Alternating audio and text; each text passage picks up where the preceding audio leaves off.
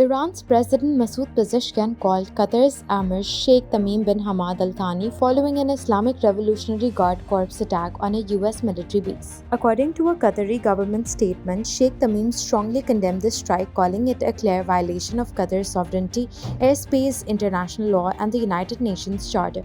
He emphasized Qatar's continued support for dialogue with Iran and urged Tehran to return to the negotiating table to help preserve regional security and stability. President Pezeshkian expressed regret, saying Qatar and its people were not intended targets of the attack. On the ongoing ceasefire, President Pezeshkian said Iran will respect the truce with Israel as long as Israel does. He reiterated that Tehran is prepared to engage in dialogue and defend the rights of its people at the negotiating table, according to Iranian media. Meanwhile, Iranian authorities have begun reconstruction efforts after 12 days of Israeli strikes.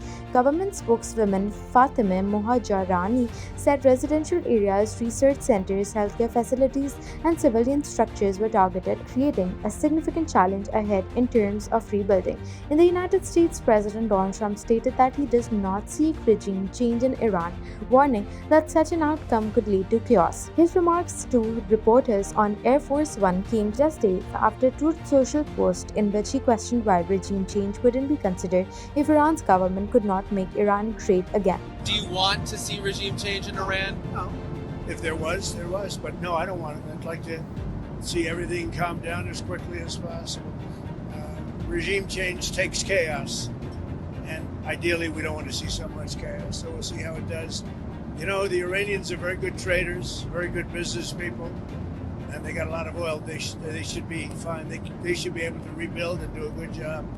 They're never going to have nuclear, but other than that, they should do a great job. President Trump also said the Iran-Israel ceasefire remains in effect despite violations from both sides. He expressed frustration with Israel for bombing after the truce was agreed and reportedly urged Israeli Prime Minister Benjamin Netanyahu to halt further attacks. Netanyahu's office responded that Israeli forces did conduct one more strike near Tehran after Trump's call, but have since refrained from additional attacks. The statement said Israel had destroyed a radar installation in response to what it called Iranian violations of the truce. It added that Trump told Netanyahu he believed Israel had achieved its objectives and expressed confidence in the ceasefire's stability. Qatar's Prime Minister Sheikh Mohammed bin Abdul Rahman bin Jassim Al Thani confirmed Doha had brokered the ceasefire and hoped diplomacy would prevail. In other developments, Iranian authorities have arrested a European national in Hormozgan province on suspicion of spying on sensitive military areas, according to Fars news agency. Separately, 6 people were arrested in Hamad province for allegedly spying for Israel's Mossad. Dozens have been arrested and several executed for espionage since the conflict with Israel began. In the United States, immigration officials have arrested 11 Iranian citizens for allegedly being in the country illegally. One US citizen was also detained for reportedly harboring one of the Iranians. Iran's Red Crescent Society announced that 4 of its ambulance workers were killed by Israeli forces during the past 12 days. The medics were identified as Mushtaba Maliki, Mahdi Zardaji, Emir Hussain Jamshedpur, and Yasser Zavari. Iranian state media also reported casualties at Evin prison, where employees and visiting family members were killed in an Israeli strike. The facility located in northern Tehran was hit on Monday.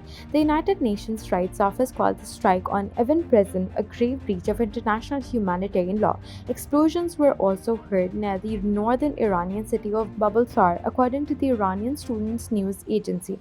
Air defenses were activated and ambulances were seen heading toward the area. Further details have not yet been released. Pakistan's Prime Minister Shehbaz Sharif assured President Pezeshkian of full support at diplomatic forums, including the United Nations and the Organization of Islamic Cooperation. He emphasized restoring peace through dialogue and international law. President Pezeshkian thanked Pakistan for its consistent support and acknowledged its role in promoting a peaceful resolution. The two leaders agreed to maintain contact and highlighted the need for unity among Muslim nations during this crisis.